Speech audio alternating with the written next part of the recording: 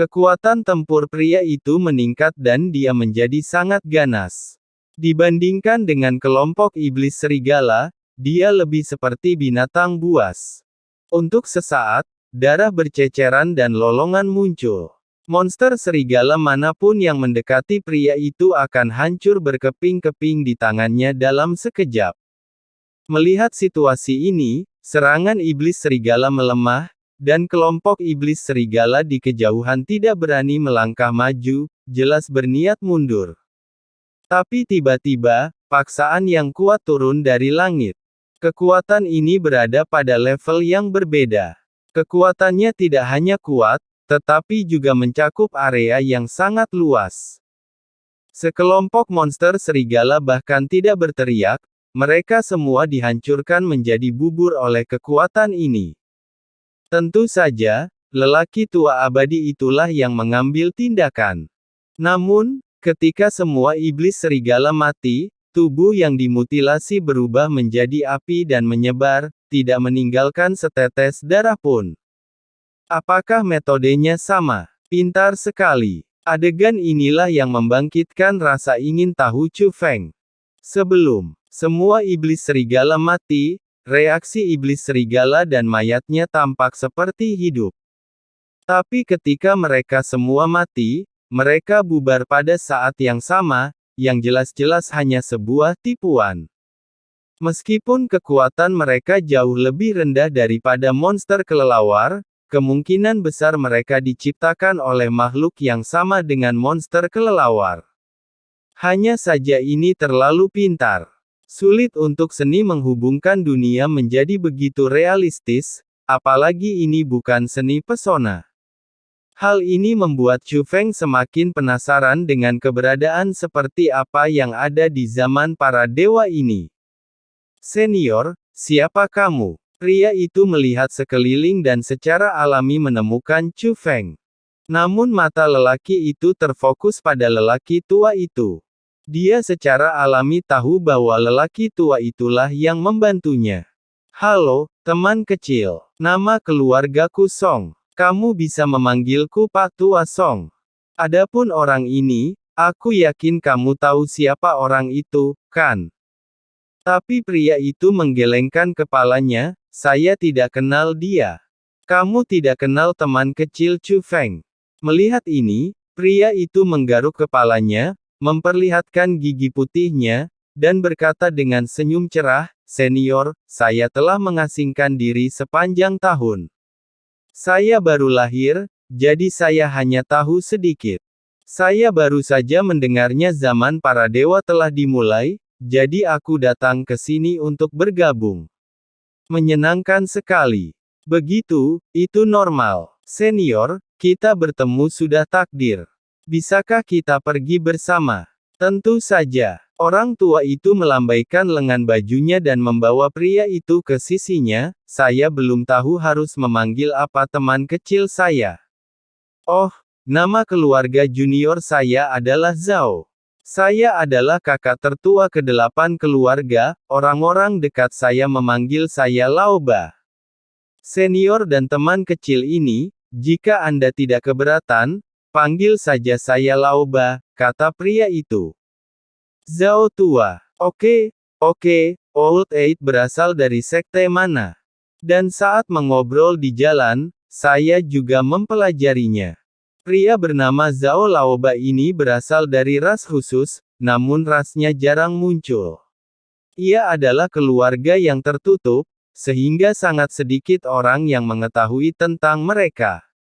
Tentu saja, lelaki tua ini secara alami juga mengetahui tentang Chu Feng dari mulut lelaki tua itu.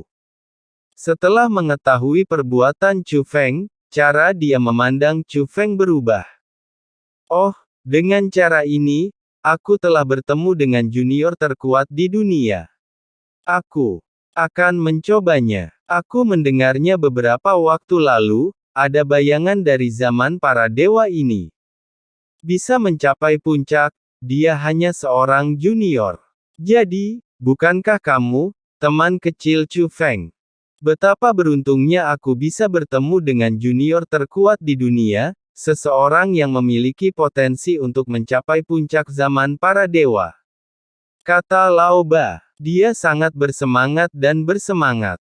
Sepasang tangan besar mencengkeram lengan Chu Feng dengan erat, yang membuatnya merasa bahagia. Dia sangat bahagia. Namun yang tidak dia ketahui adalah saat dia menceritakan kisah keluarganya tadi, mata lelaki tua itu berubah saat dia memandangnya. Meskipun sangat rahasia, Chu Feng masih menyadari bahwa itu adalah tatapan serakah. Bagaimanapun juga, lelaki tua itu berada di alam dewa. Kecepatannya tentu saja sangat cepat. Meskipun tempat ini sangat luas dan jauh melampaui dunia biasa, dengan bantuan orang tua itu, tidak butuh waktu lama sebelum dia membawa Chu Feng dan Zhao Laoba ke puncak gunung yang mencapai langit. Ketika saya mendekat, saya menemukan bahwa di belakang puncak gunung Tongtian ada sebuah danau besar. Air di danau itu berwarna hitam dan benar-benar tidak berdasar. Namun yang aneh adalah untuk danau yang begitu besar dan permukaan air yang begitu dalam, danau tersebut setenang cermin, tanpa adanya fluktuasi.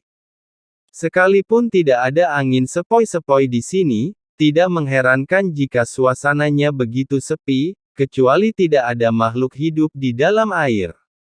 Namun sayangnya, perasaan pertama yang diberikan danau kepada Chu Feng adalah bahaya.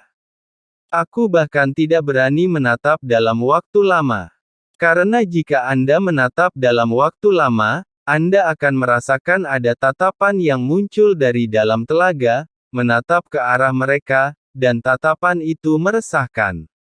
Namun yang terpenting, pada jarak sejauh itu, mereka bisa merasakan bahwa danau itu berada di ujung. Ada penghalang tak kasat mata di balik danau. Penghalang itu sangat kuat sehingga mereka tidak bisa menembusnya. Menurutku pintu keluarnya mungkin adalah danau ini. Hanya saja danau ini tidak sederhana. Memang benar, kenapa aku tidak mencari jalan, kata Zhao Laoba. Tidak, itu terlalu berbahaya. Aku akan mengujinya. Orang tua itu mengarahkan telapak tangannya ke arah tas Qian Kun, lalu mengeluarkan 10 jimat dan botol giok. Dia membuka botol giok, dan bau darah yang sangat kaya segera keluar darinya. Hal ini membuat Chu Feng menyadari bahwa itu bukan hanya darah, tetapi perpaduan asal dan darah. Esensi dan darah itulah yang dimurnikan secara paksa menjadi makhluk hidup. Adapun kertas jimatnya juga sangat jahat, dan formasi yang terkandung di dalamnya adalah formasi yang aneh. Orang tua itu menjatuhkan esensi dan darah ke 10 kertas jimat, lalu memeras formula ajaibnya. 10 jimat itu menjelma menjadi 10 orang tanpa fitur wajah. Formula ajaib lelaki tua itu berubah, dan nafas di tubuhnya menyatu ke dalamnya. 10 orang yang berubah sebenarnya memancarkan nafas yang sama dengan lelaki tua itu. Mereka semua berada di alam dewa.